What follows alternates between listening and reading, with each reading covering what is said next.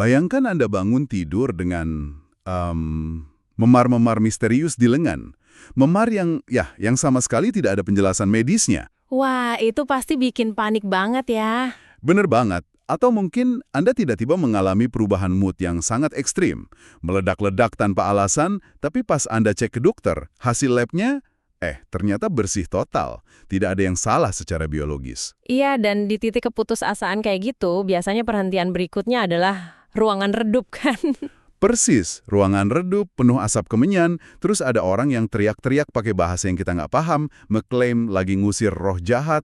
Visual kayak gini tuh udah melekat banget di kepala kita kalau dengar kata ruqyah. Padahal realitasnya jauh dari itu. Nah, itu dia. Bagaimana kalau saya beritahu Anda bahwa versi asli dari praktek ini tuh sebenarnya lebih mirip minum obat resep dari dokter daripada adegan film eksorsisme? Itu analogi yang sangat akurat. Oke, mari kita bedah ini. Di penelusuran mendalam kita kali ini, fokus kita adalah membongkar habis realitas ruqyah. Berdasarkan buku saku Bagaimana Meruqyah Secara Syar'i karya Nuruddin Abu Azam, kita akan memisahkan doa murni ini dari mitos dan perdukunan yang sering mengecoh masyarakat. Ada satu miskonsepsi fundamental yang harus langsung kita luruskan di sini. Ruqyah itu sama sekali bukan ilmu sihir tandingan. Bukan adu mekanik spiritual ya? Betul, bukan arena adu kesaktian antara praktisi spiritual melawan jin jahat. Secara harfiah, dari akar bahasa Arabnya, yaitu ruko, kata ini sesederhana berlindung diri. Ruqyah pada dasarnya cuma sebuah doa. Oh, cuma doa? Iya, sebuah munajat langsung ke Sang Pencipta untuk minta perlindungan.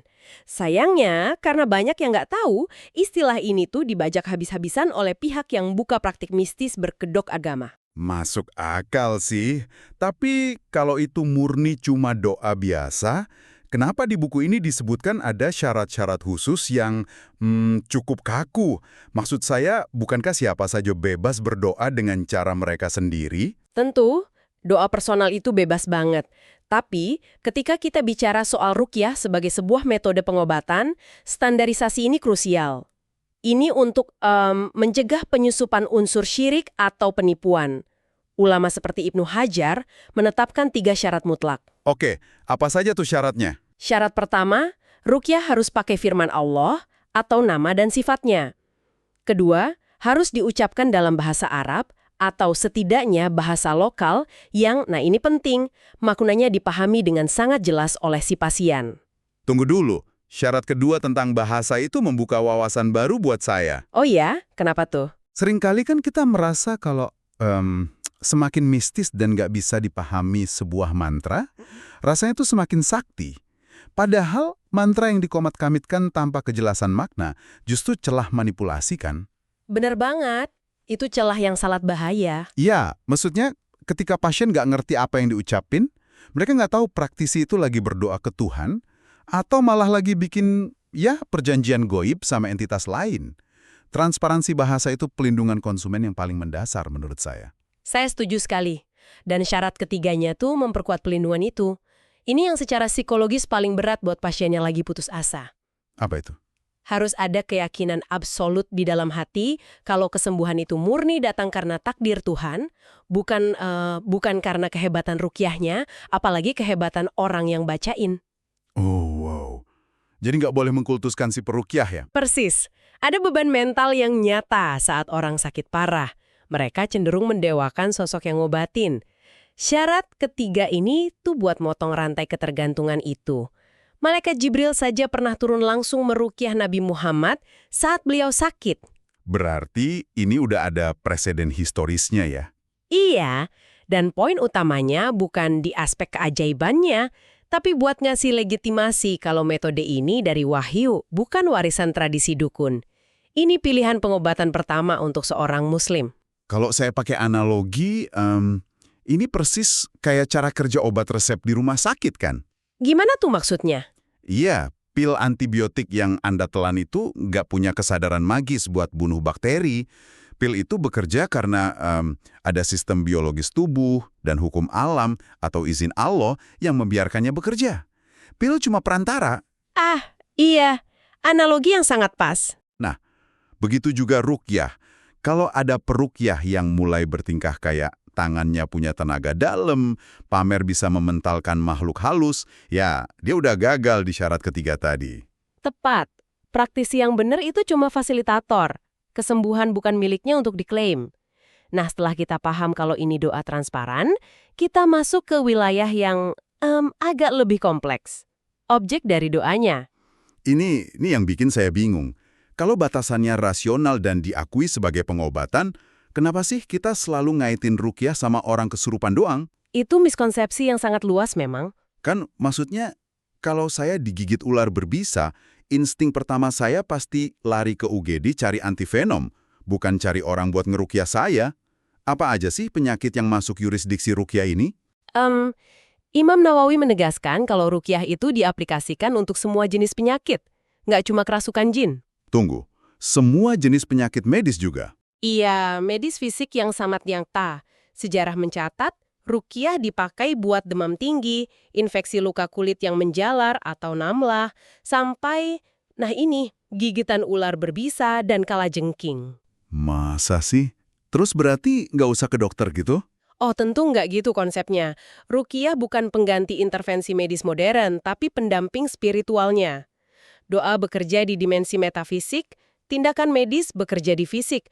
Dua-duanya jalan bareng. Oke, paham. Tapi di luar medis, ruqyah itu spesifik jadi senjata utama buat penyakit dari dimensi tak kasat mata.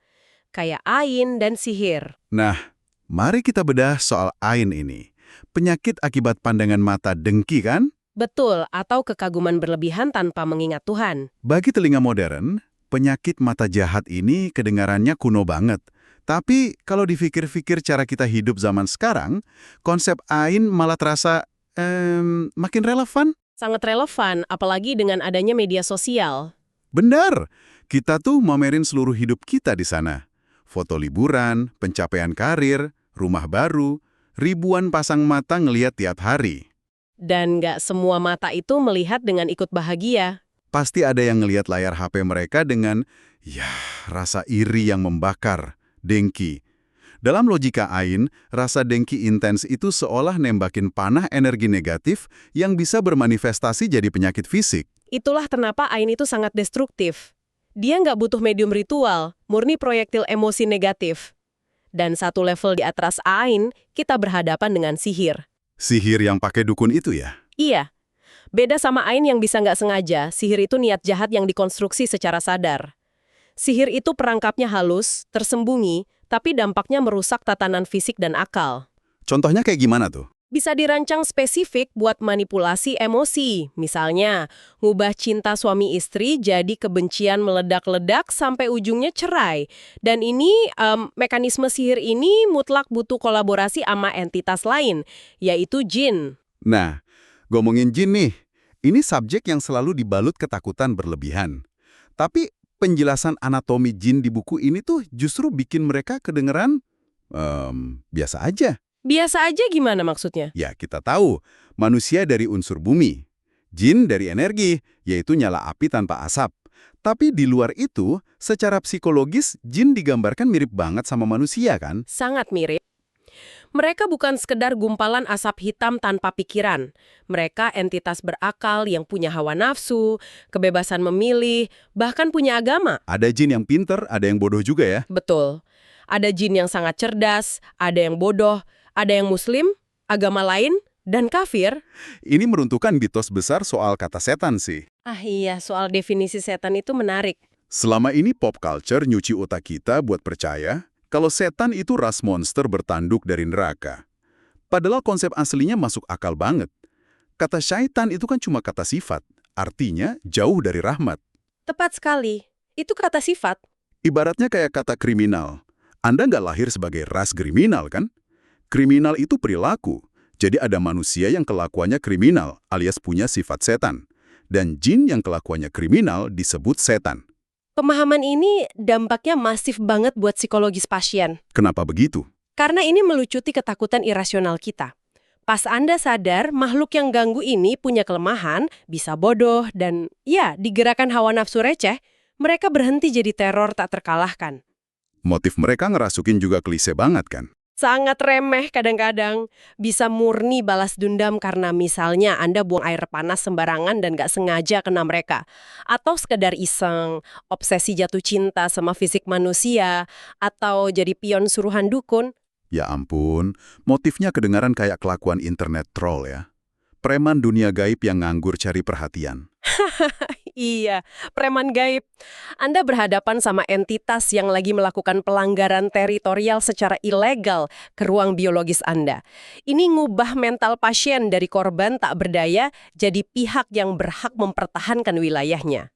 Wah, mindset yang bagus. Terus, gimana cara kita deteksi pelanggaran teritorial ini? Apa gejalanya kalau sistem keamanan kita udah ditembus? Gejalanya ada pola saat sadar dan saat tidur. Pas sadar, biasanya emosi negatif meledak tanpa pemicu logis, malas ibadah yang luar biasa berat, halusinasi di sudut mata, atau sakit yang pindah-pindah di tubuh tapi medis bilang aman. Kalau pas tidur, Nah, saat gelombang otak rentan pas tidur, polanya klasik. Mimpi jatuh dari tempat tinggi, dikejar hewan buas kayak anjing hitam atau ular, dan berulang kali mimpi di kuburan atau ketemu orang mati. oke, anggaplah kita udah konfirmasi ada gangguan. Kita masuk ke teknis eksekusinya. Saya baca di sumber kita, tubuh manusia ini tuh ibarat peta medan perang buat jin ya. Ada titik masuk dan keluarnya. Betul. Tubuh kita punya persimpangan saraf yang beresonansi dengan energi jin. Titik sentral pertama itu ubun-ubun, kayak gerbang utamanya. Lalu dada, jin sering bikin sesak di sini. Terus punggung yang tiba-tiba terasa berat banget. Ulu hati juga ya. Terus telinga berdenging. Iya, ulu hati sebagai pusat emosi, telinga berdenging tajam tanpa sebab, sampai ujung jari tangan dan kaki yang bisa mendadak kebas. Pintu keluarnya saat diruqyah biasanya lewat muntahan, air mata, buang angin, atau lewat ujung jari kaki. Teknis ngebacanya kan transparan ya. Praktisi baca Al-Quran kayak Al-Fatihah, meniup lembut dengan sedikit percikan ludah ke area sakit. Meniup ini tuh kayak mentransfer energi penyembuhan. Betul, getaran suaranya jadi medium. Semuanya terkontrol. Tapi tunggu dulu. Ada satu panduan di buku ini yang bikin saya, jujur aja, sangat gak nyaman. Bagian yang mana itu? Anda tadi bilang ini aman, tapi ada instruksi yang membolehkan praktisi memukul pasien. Maksud saya, memukul orang sakit itu kan penganiayaan fisik. Gimana ceritanya syariat membenarkan kekerasan? Ini celah malah praktik banget kan? Skeptisisme Anda itu sangat valid, dan emang harus dimiliki setiap pasien. Gini, memukul itu sama sekali bukan standar prosedur harian ruqyah. Jadi cuma boleh kapan? Ulama memposisikan ini ketat sebagai opsi darurat mutlak tingkat akhir, bukan asal pukul karena jinnya bandel. Pukulan cuma diizinkan kalau kesadaran pasien udah 100% diambil alih jin. Misalnya, kejang ekstrim, tenaga berlipat, dan ngombong pakai suara entitas asing. Tapi pukulan fisiknya kan tetap mendarat di kulit pasien manusia. Pas dia sadar nanti, pasti memar dan sakit dong. Disinilah presisi dan niat jadi garis pemisah terapi dan penganiayaan. Niatnya murni mukul jin yang nyengkram saraf, bukan manusianya. Dan ada aturan ketat, haram menyentuh area vital. Nggak boleh di wajah atau kepala ya? Sama sekali nggak boleh. Wajah, kepala, dada, perut, leher, itu zona terlarang. Sasarannya cuma area yang tahan benturan, kayak telapak kaki atau punggung. Itu pun alatnya terukur. Oh oke, jadi nggak kayak ajang tinju ya? Enggak lah, praktisi cerdas lebih milih pakai teknik tekanan atau pijatan intens di titik saraf spesifik buat menyudutkan jin biar mereka nggak nyaman dan keluar. Penjelasan larangan area vital itu lumayan melegakan, tapi saya masih ngelihat justifikasi opsi darurat ini rentan dimanipulasi sama dukun berkedok agama. Keluarga pasien kan gampang panik dan pasrah. Gimana cara kita bedain peruqyah asli dan penipu? Identifikasi red flags atau bendera merah ini keterampilan wajib sih. Coba perhatikan instrumennya. Ruqyah murni itu alat bantunya transparan dan rasional.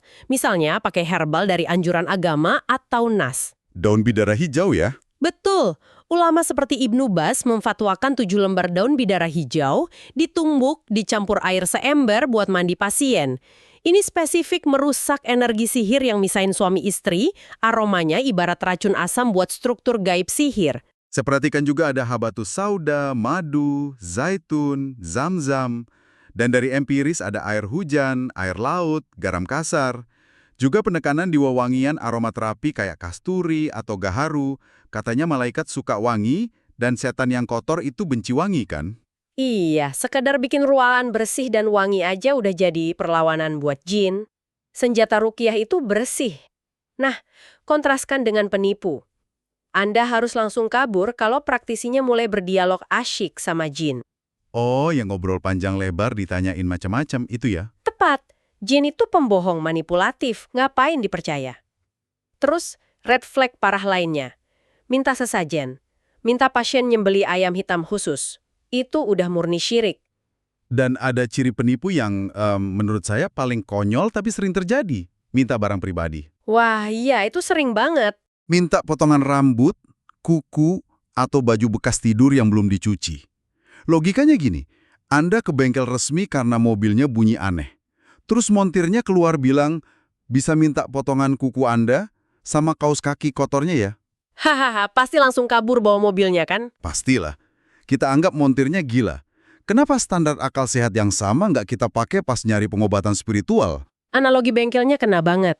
Selain nalar, batasan etika privasi dan gender itu indikator valid. Ruqyah syar'i menjunjung tinggi kehormatan tubuh. Banyak dukun yang pakai dalih pengobatan buat nyentuh lawan jenis langsung, nyuruh buka aurat, atau berduaan di kamar tertutup. Aturan aslinya gimana? Sangat tegas. Nggak boleh ada sentuhan kulit langsung sama lawan jenis non-mahram. Kalau butuh pijat, harus dilapis kain tebal, pakai sarung tangan, dan mutlak disaksikan keluarga. Semua yang melanggar nalar dan moral fix itu tipu daya. Diskusi kita hari ini benar-benar nata ulang pemahaman sih. Terbukti, ruqyah itu sama sekali bukan sulap misterius. Dan nggak bergantung sama orang yang sok sakti. Ini sistem permohonan yang logis, transparan, terstruktur, dan diikat etika ketat. Dan yang terpenting, ini mengembalikan kendali ke tangan Anda sendiri. Anda nggak butuh master spiritual mistis buat lindungin rumah. Cukup kita sendiri ya. Iya, dengan paham kalau entitas pengganggu ini punya kelemahan, didorong emosi sepele, dan bisa diusir dengan cara sederhana kayak jaga kebersihan, pakai wewangian, dan rutin berdoa, Anda berdaya sepenuhnya jadi benteng keluarga. Pemahaman ini ngubah rasa takut jadi rasa siap. Tapi sebelum kita tutup, ada satu pemikiran yang tertanam sepanjang diskusi anatomi dimensi gaib tadi. Sesuatu yang, ya, saya ingin Anda para pendengar merenungkannya. Silahkan. Sepanjang penelusuran kita, kerangka teologis ini menegaskan kalau entitas cerdas alias jin ini dunianya bertumpang tindih sama ruang tamu kita, kamar tidur kita. Mereka bisa ngintip keseharian kita, bahkan cemburu atau dendam atas tindakan ceroboh kita di rumah sendiri. Memang begitu realitasnya. Kalau struktur realitasnya kayak gitu, gimana fakta ini merombak pemahaman terdalam Anda tentang konsep privasi? Apa artinya sedang sendirian? Kalau kita secara teknis nggak pernah benar-benar sendiri, bahkan di kamar terkunci, bukankah doa perlindungan itu bukan lagi kotak P3K yang dicari pas sakit aja? Menjadi protokol harian ya. Persis. Praktek ini bergeser jadi protokol keamanan dasar. Sama pentingnya kayak mengunci pintu rumah sebelum Anda tidur malam ini. Sesuatu untuk Anda renungkan.